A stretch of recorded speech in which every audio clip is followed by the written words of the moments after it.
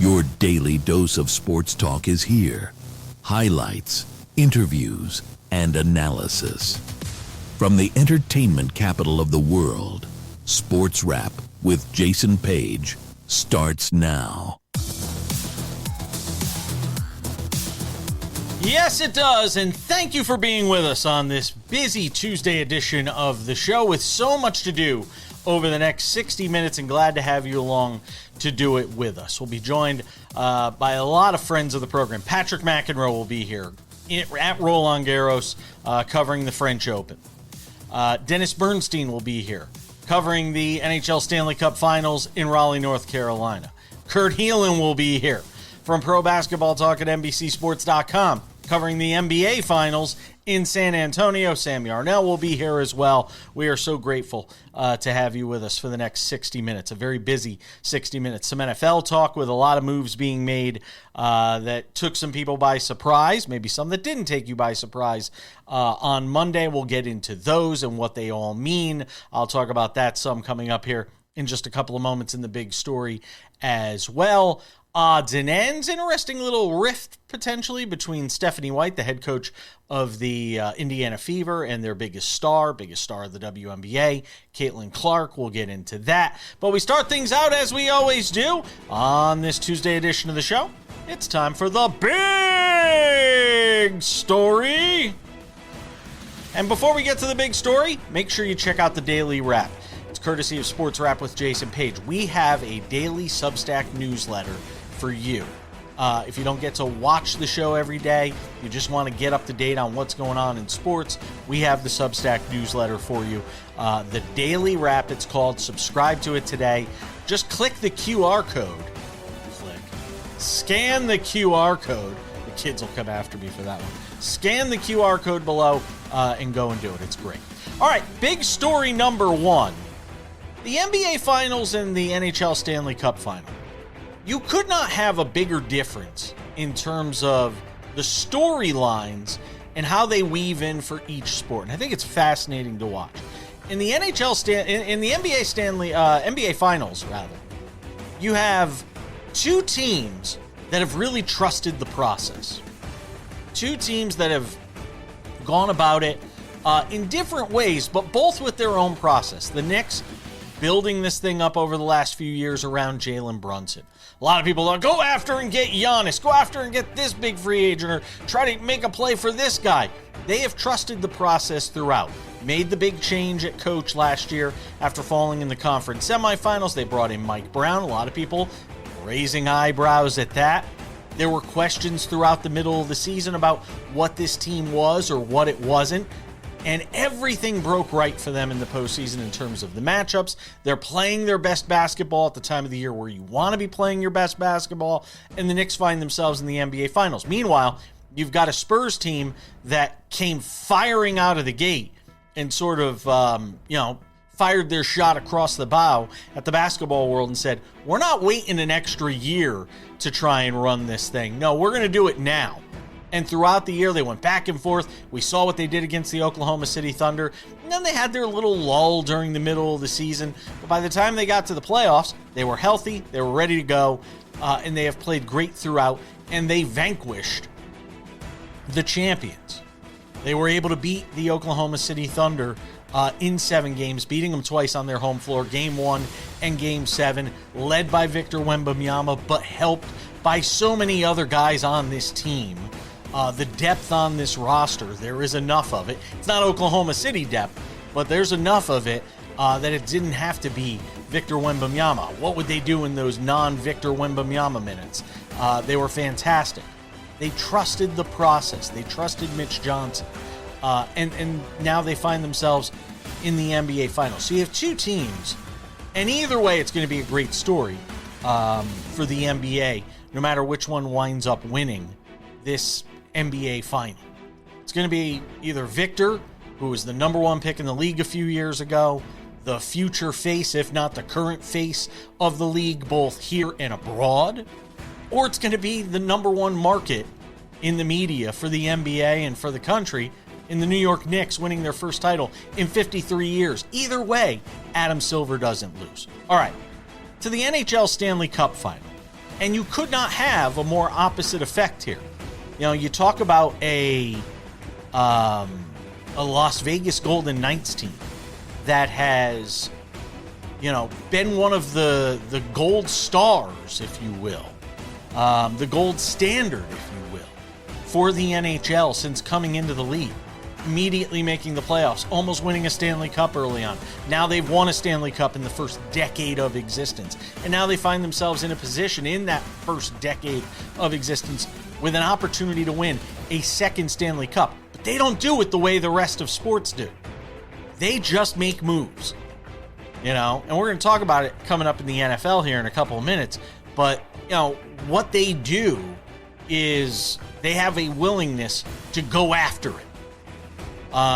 No matter what people think, no matter what public perception may say, they fired their Stanley Cup winning head coach just a couple of weeks before the season ended and brought in a guy who was basically sitting in a broadcast booth or sitting at the the ESPN or TNT, whichever one he was at, broadcast table talking about games.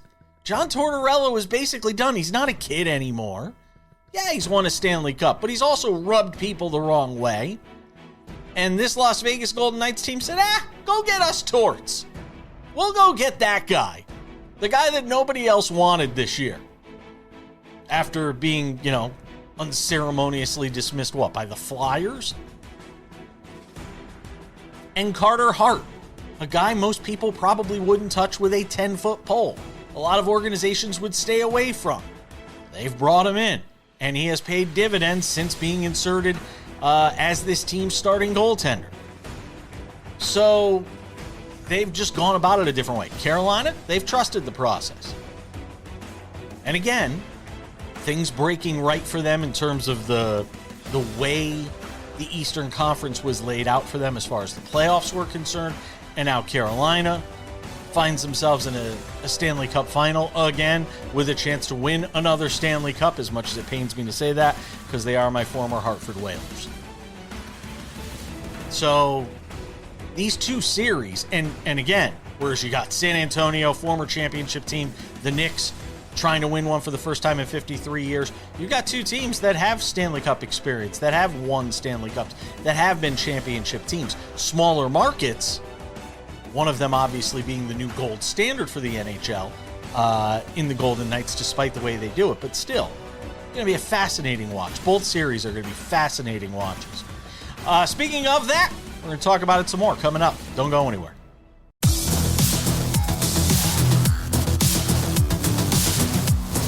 Welcome back to this jam-packed Tuesday edition of SportsWrap.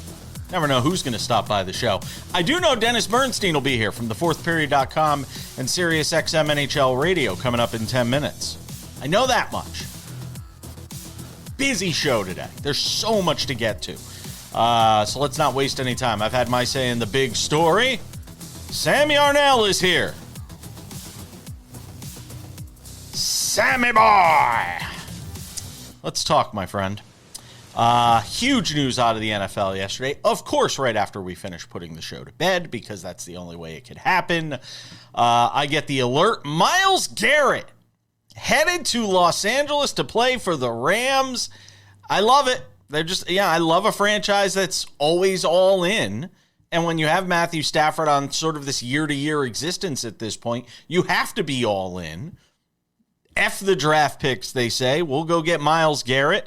Look, the Browns get a good haul of picks. They get Verse.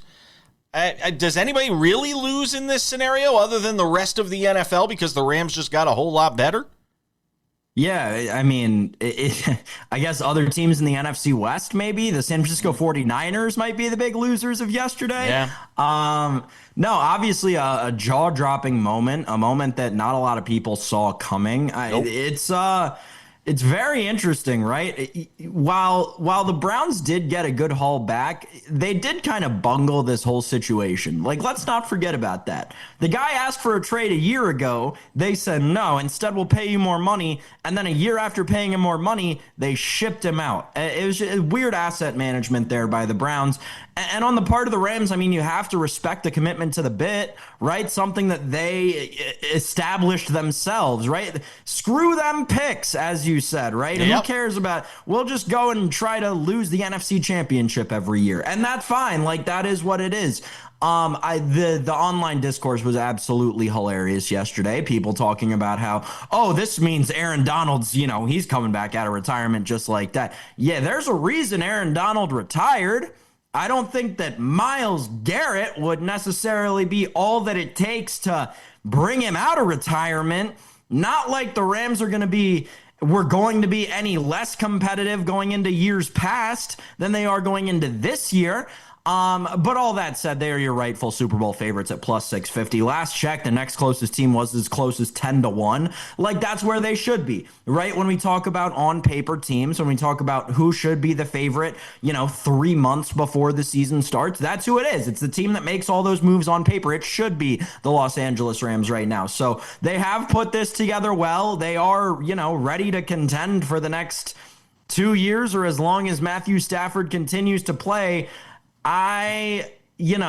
Eventually they're not gonna be able to kick this can down the road any longer, Jason. You do it That's when I'm gonna be the most interested in what happens with the Rams. In a year-to-year league, listen, it's about who wins the Super Bowl this year, not who wins it in 2028. Right. I don't have a problem with it. And you know what? You go for it until you can't go for it anymore. Then you're honest with your fan base and say, there's going to be a little bit of pain. There's going to be a little bit of pain here. The Steelers, I'd rather this as opposed to the crap the Steelers pull, where it's, hey, let's patchwork this thing together and see what we can do with it. I love what the Rams did, and Aaron Donald's not coming out of retirement, by the way. I was just watching the roast of Kevin Hart last night, which I finally got to watch, and he looks very comfortable in his retirement right now. Even The Rock can't get him to work out right now. He looks very comfortable in retirement. A.J. Brown to the Patriots is finally a done deal. Not that that's of all the moves from yesterday, maybe this was the least surprising one, Sam Yarnell. I don't like it for the Patriots. We kind of know what A.J. Brown can and can't be. Yes, there is the ability, but there is also the headache that he can come with this Mike Vrabel team. I don't think it works out, but hey, I mean, again, Patriots trying to better themselves, swinging for the fences with A.J. Brown. Howie Roseman, you've done it again, you sick son of a you-know-what.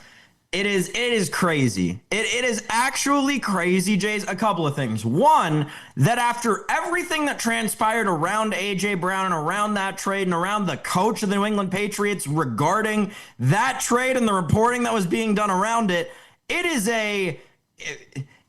there's not even an adjective that I could use to describe what it means to the Philadelphia Eagles to be able to steal a first-round pick from the New England Patriots, and not a first-round pick in 2027, mind you, a first-round pick in 2028, which will be the first-round pick coming off of the year where they have to pay Drake May. Guess what? He's probably going to hold out. They probably won't have A.J. Brown on the roster at that point. What I'm saying here is the Patriots are lined up to be really bad in 2027. Howie Roseman saw that and said, no, I want your 2028 first-round pick. Jason, I wouldn't be surprised if this is a top 10 pick when everything's said and done. This is going to be one of those graphics, and this is my first thought when the trade dropped yesterday. This is going to be one of those graphics that we go back to, one of those things that people quote tweet in 2, 3, 5 years and say, where did everything go wrong for the New England Patriots? It is June 1st, 2026, folks. Pinpoint it on your calendar. Mark that date down, because you're going to look back in 3 years and say, wow, I can't believe that we let that happen. Somebody will be hosting this show in 3 years. I don't know if it'll be me, but somebody will be hosting this show in 3 years. We'll have them put the graphic up. Odell Beckham Jr. to the Giants. Wow. I mean, it had been talked about. I didn't think it would actually happen. And in concert with some other moves the Giants made, it certainly paints an interesting picture of Big Blue, Sam Yarnell. Man. I got a joke for you about this off the air now, but I certainly can't say that on the air. I'll say it anyway. You can edit it out if you need to. Oh, no. Listen, the Giants this offseason, they had one guy in the Epstein files. They got rid of him. They needed to recoup that. They had to pick up another. They went out and got OBJ. It's as simple as that. No, when you look at this move by the New York Giants, it's not just the OBJ move. It's that in conjunction with also signing Juju Smith-Schuster, in conjunction with also signing Braxton Berrios. The writing is on the wall. The rumors around Malik Neighbors might be a lot more true than any of us expected them to be. It seems like that leg injury might be beyond severe. We're talking about career threatening with them going out and signing these three guys yesterday on June 1st. I will tell you, there's a lot of reshaping that's going on with this Giants franchise since around the Super Bowl to where we are now. I don't know if it's for the better or for the worse. I am no longer a Giants fan. I have made that clear. We have to get rid of the helmet behind me. But it is going to be a fascinating watch to see what Big Blue looks like in 2026. All right, Dennis Bernstein will join us coming up in a couple of minutes. We'll get some thoughts with him, a Stanley Cup Final preview. That's next.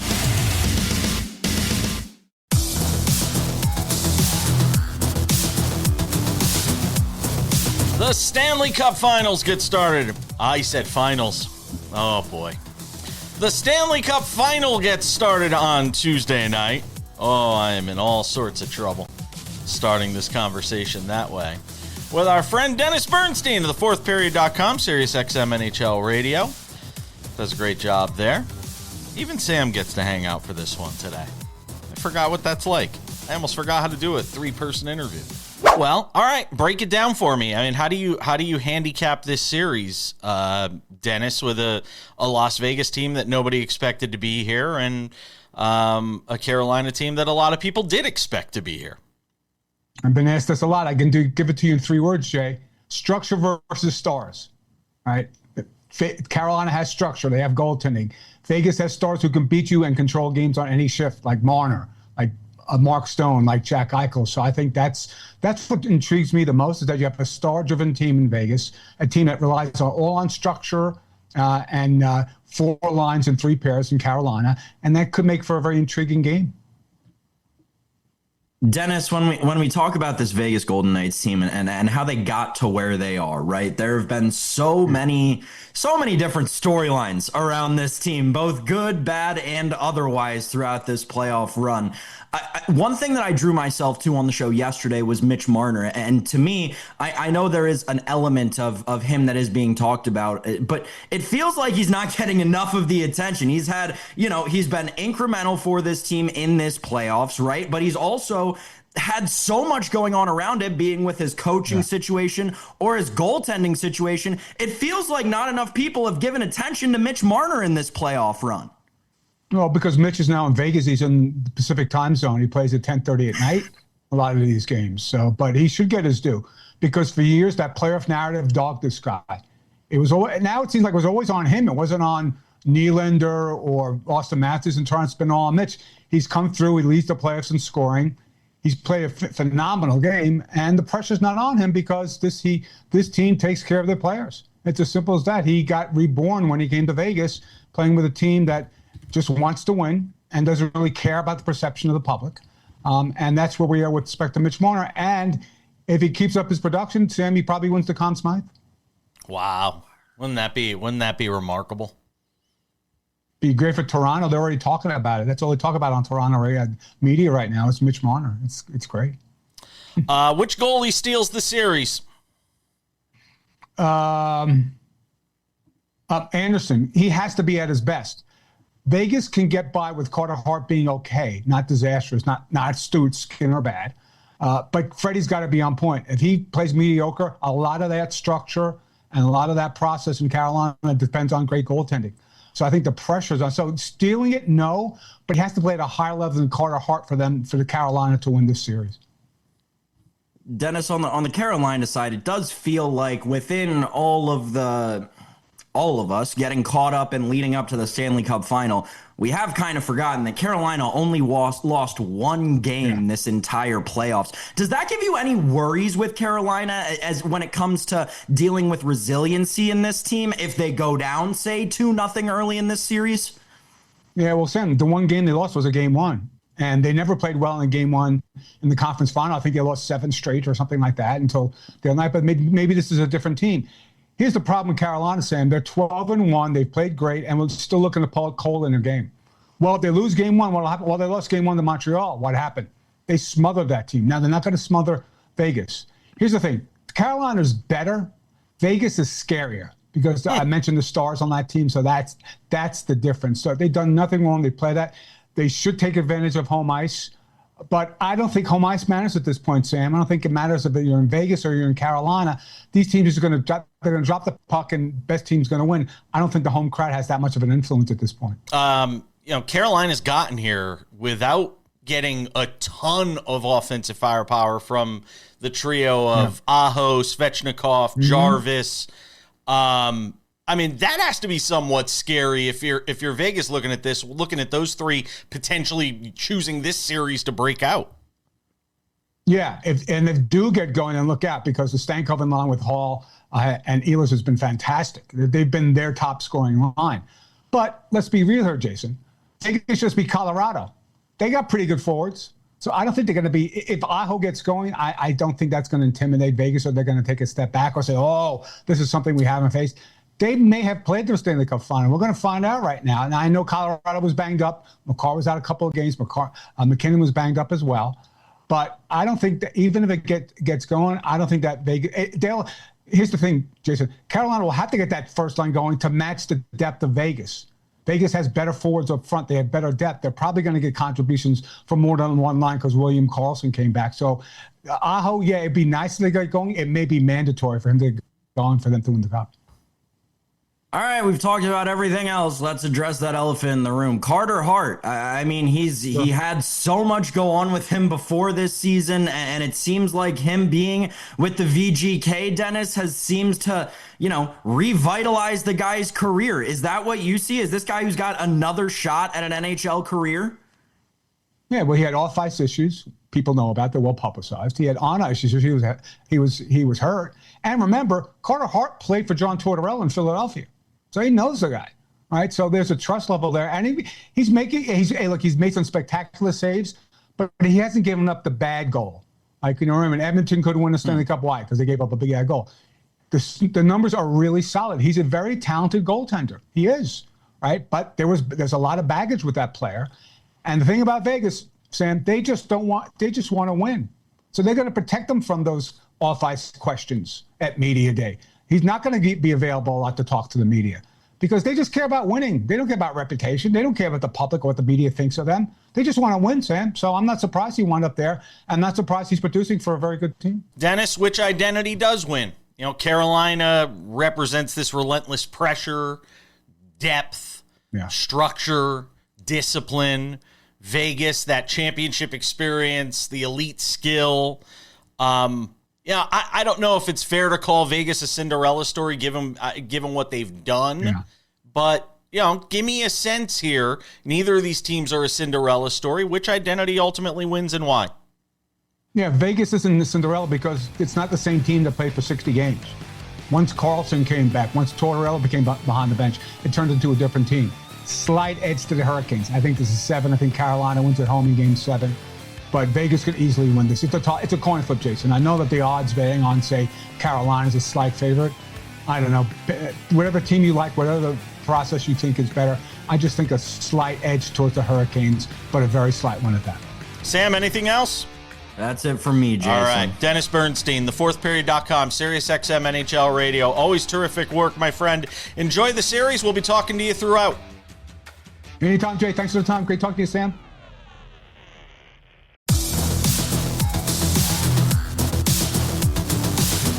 Welcome back to this jam-packed Tuesday edition of SportsWrap.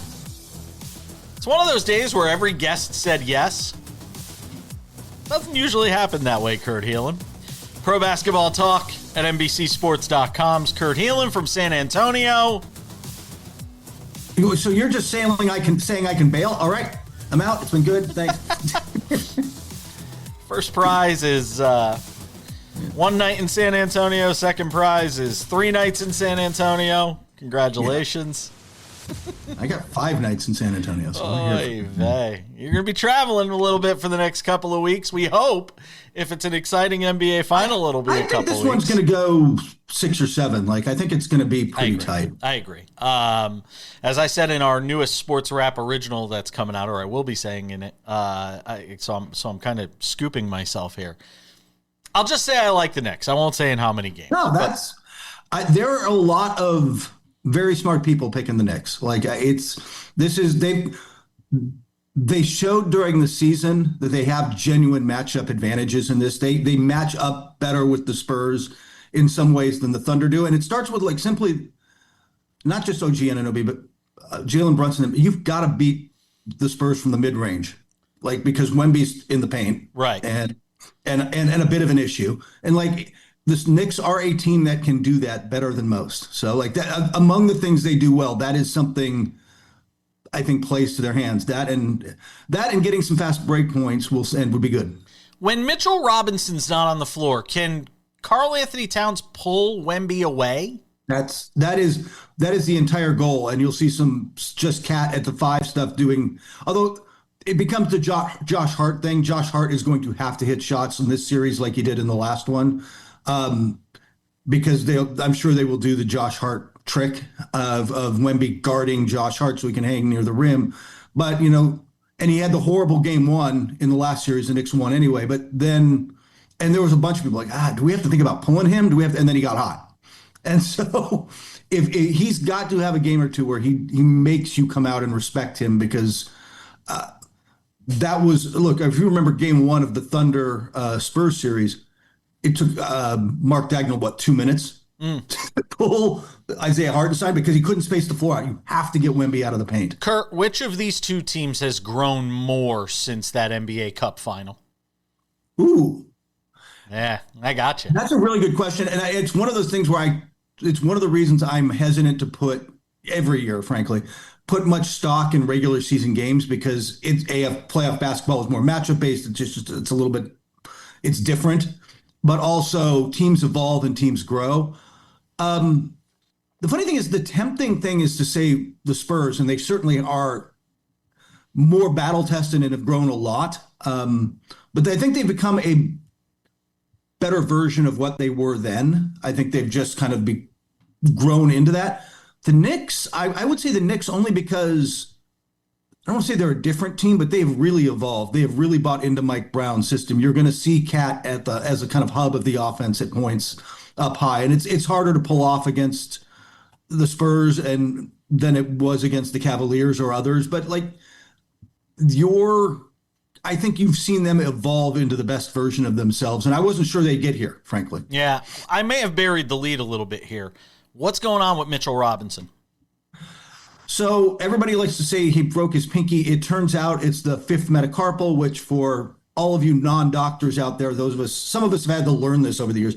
That's the bone that connects the little finger to the wrist. It's this bone. Yeah. That's a little different because it's going to be interesting to see what he can and can't do and what he can do in warmups, because it's not one where you can just we'll tape the fingers together, it'll be fine. It's not like you're using him for shooting and handles anyway. If it's in the hand, then catching passes and rebounding become more of an issue. And so we're going to have to see what he can do, because they need his big body out there. Remember, he had 10 offensive rebounds. It was an absolute beast in that NBA Cup final. And he was good at pushing around Wemby. Yeah, and you've got, again, back to what we said with Hartenstein, who played, I think, as well as could be asked, right? In that 5 series, you've got to, and you're starting to already see teams start to think, why do you think Ade Mara's jumping up from Michigan's jumping up draft boards at 7-3? You've got to have him. You got to watch teams on the rise like Utah were they're not trading Walker Kessler. Mm-hmm. They know they got to have Walker Kessler and Jaren Jackson Jr. to deal with Wemby. Kurt, which star handles the pressure better, Brunson or Wemby? I think it's Brunson, and I think, late in games in certain stretches, I think that differentiating point could really matter in this series when you're talking about two teams that are pretty closely matched. Yeah, and I would say Brunson only in that we've seen him do it so many times, right? Like he is a clutch player of the year candidate, whatever, and you know he can get to his spots and hit those shots. And that said, I watched Game 7 in person, and that was a gassed Wemby who found. I mean, it's funny. Mitch Johnson said after the game that he was saved by himself by that fifth foul because it forced him to rest him for a second, and then you got the Luke Cornett block that might have been the play of the game. But Wemby came in at the end of that game with it tight and was phenomenal. Just really on both ends. So he has it in him. I'm going to say Brunson only because we've seen Brunson do it more times. Let me get you on the record here in the final 45 seconds. Who wins and in how many games?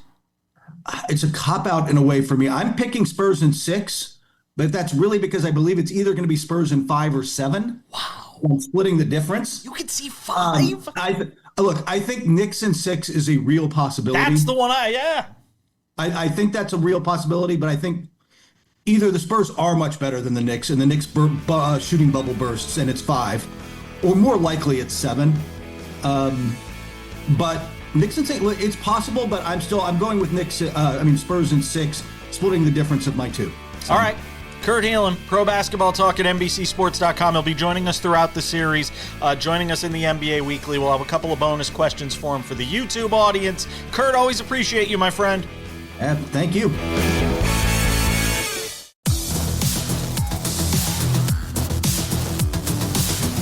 Welcome back to the show. I said it was a busy one. I wasn't kidding, so let's jump into it. Patrick McEnroe doing a terrific job on the French Open at Roland Garros on TNT. Thank you, sir. So we enter week 2 of the tournament with no Americans on the men's or women's side. In a year, especially on the men's side, where this thing was so wide open after Sinner goes out early, Djokovic goes out early, no Alcaraz. It's got to be disappointing as Patrick McEnroe, as your brother, John. You got to be disappointed that we have no Americans left on the men's side in a year where it was there for them. We're used to that at this tournament. We're not as used to it on the women's side because Coco Gauff won it last year, and normally we have some women at least getting deep in the tournament. It just hasn't happened on the men's side here for a long time. I mean, Ben Shelton got to the 4th round last year. I think Tommy Paul was there as well. Maybe get to the quarters because I think he lost to Alcaraz too. So we're not really expecting the men, even with the wide open draw. The Europeans are still better on clay. That's just the bottom line. Berrettini, Arnaldi, the guy, Tiafoe had all sorts of opportunities to win that.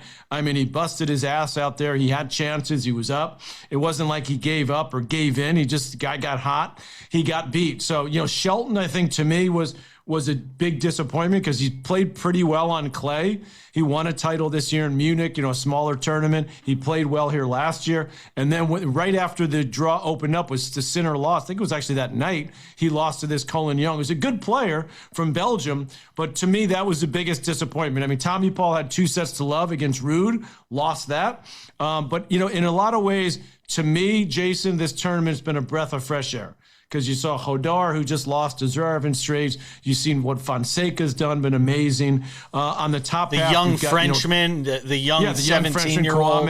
Yeah. So it's been really a breakout tournament for some of these young stars. We'll see if Fonseca can get through tonight against another young guy in Menchik, the 20-year-old guy from the Czech Republic. But look, the bottom line is Alexander Zverev, this is your chance.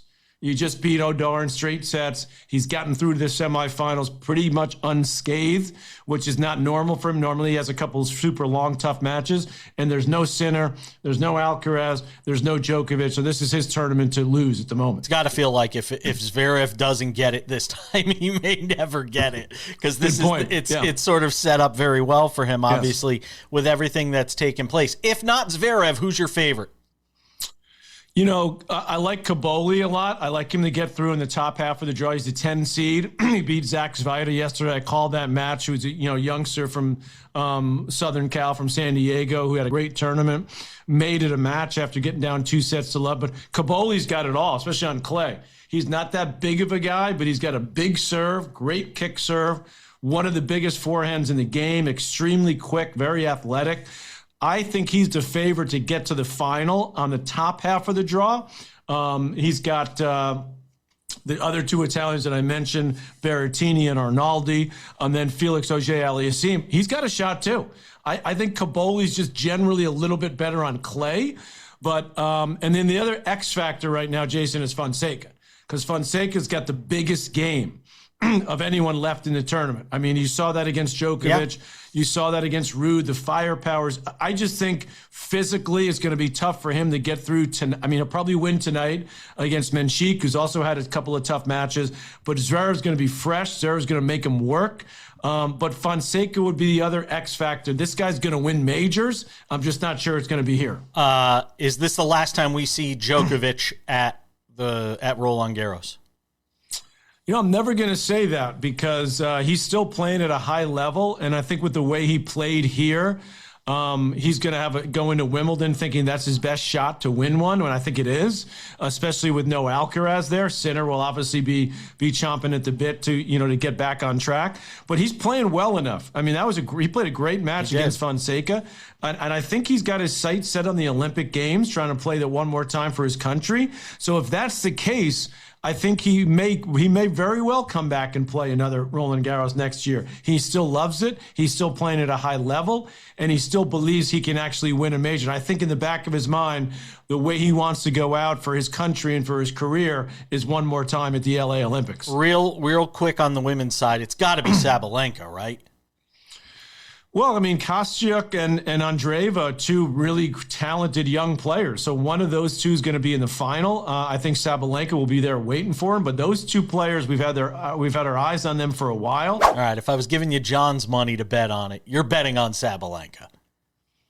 Probably, yes. I'm not a betting man. You're a Vegas guy. I get it. But she's a favorite. But I think that those two are part of the future of women's tennis. They're great players. Fair enough. So I wouldn't be shocked if one of them wins it. Last one on Serena. The announcement yesterday that she's going to come back and play the tune-up before Wimbledon on the doubles side. Is it a fait accompli, though, that she's doing this to ultimately get herself geared up to play singles at Wimbledon? That's the first question I would ask. I'm not sure about Wimbledon, but I think for sure, maybe the Open. I think she wants to test the waters at Wimbledon. I mean, on the grass. But if she feels good and she feels like she can compete, I think she will play Wimbledon. I think she'll ask for the wild card to play singles and doubles. I mean, obviously she's going to get it. But I think it's sort of like a trial run. That's why she's starting early, like the next week, to give herself a couple of weeks, because there's a 3-week break now. So if she feels like, hey, I can get a couple doubles tournaments, I think she maybe even take a wild card in singles before Wimbledon, in one of the tournaments right before, maybe the second week, because I don't think she wants to go into Wimbledon as a singles player not having played a match. So I think she's kind of dipping her feet in the doubles, but she's not just doing this to play doubles. No. She's doing this to play singles. Patrick McEnroe doing a terrific job over at Roland Garros. The French Open at Roland Garros on TNT. Doing a terrific job over there. You also see him with ESPN at all the Grand Slam events. Thank you, my friend. I always appreciate you. Always good to be on with you, Jason. All the best.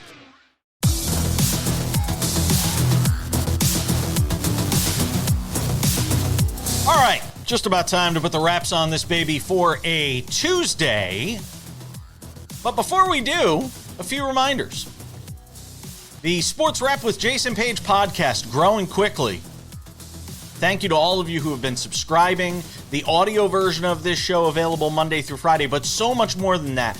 Our bonus conversations, Sports Wrap originals, all available there. Go and subscribe to the podcast. Hey, wherever you get your podcasts, it's available. So go and subscribe. We appreciate that. The Sports Wrap with Jason Page YouTube channel is the place to find things, all Sports Wrap with Jason Page. The Monday through Friday TV version of the show, 45 minutes commercial free, waiting there for you early each afternoon. I mentioned Sports Wrap Originals. This is our new series that launched yesterday. We'll have a few of these out every week. They will be originals that are specifically for our YouTube audience. You're going to want to subscribe to our YouTube channel and follow us there, because these are going to be fantastic, I promise you. Sports Wrap Originals, our very first one, on the 5 players that will make the biggest impact in the NBA Finals, go and subscribe to the YouTube channel. SportsWrap Shorts also available there. 1 to 3 minute long vertical videos when news breaks. We can't get it all into the TV show. We jump in there and do that as well. The Sports Wrap with Jason Page YouTube channel. Subscribe today. All right, lots to get to in odds and ends. So without any further delay, here it is, ladies and gentlemen. It's time for some odds and ends. Odds and ends, Sam Yarnell, Caitlin Clark, and Stephanie White. Bit of a tiff between the two. Clark trying to play it off, saying it's just coaching. I'll tell you, if this was the year they sort of got everything on track in Indiana and Caitlin Clark's career got back on track, whether it be through health or team aspirations and where the team goes, it certainly isn't shaping up that way, is it?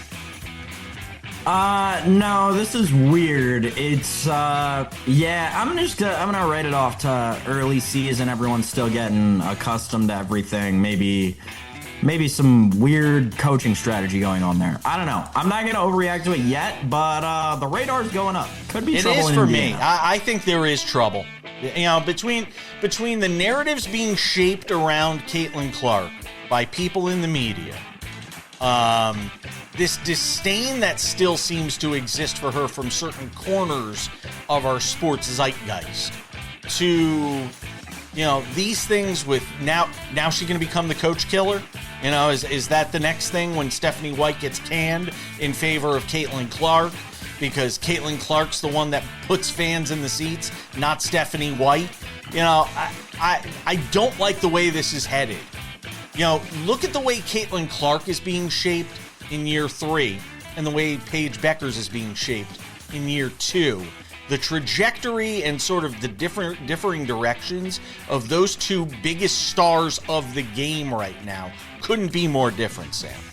Well, and I'll tell you who's getting off so easy in all of this is the New York Liberty. Yeah. The New York Liberty are a game over 500 right now after being after being the clear-cut title favorites and like the best team in the league. And New York Liberty got to turn things around. And that was talking WNBA. Yeah, and congratulations to the WNBA. You got like 3 minutes in the show today.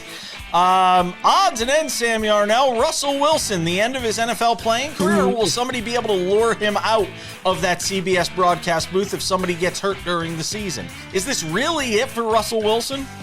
So, true story here. Someone broke this news to me yesterday verbally, and when they said Russell Wilson is going to the broadcast booth, I originally heard Russell Westbrook is going to the broadcast booth, because I think Russell Westbrook would be about 10 times better, and he would still be bad than Russell Wilson at being on TV. This is going to be awful. I don't think anyone's going to have to lure him out of the TV studio. I think the executive producer might come in and give him the boot himself. This is going to be bad.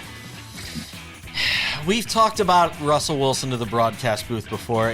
Again, there are these moments in sports where everybody could see the train and the lights, everything coming right at them, and we could all see it, and the only people that have blinders and can't see the train literally rushing towards them are the folks at CBS. Bless your hearts. I hope it works out.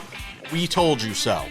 Odds and ends, Bruce Meyer firing a salvo at the folks at MLB, talking about the first deal that was sort of put on the table by Rob Manfred and company, and this is not a good sign for what's to come for these negotiations between the MLBPA and Major League Baseball. Quote, I thought they would try harder to make it look good, Meyer added while on a video conference with the media Monday, and they didn't even do that.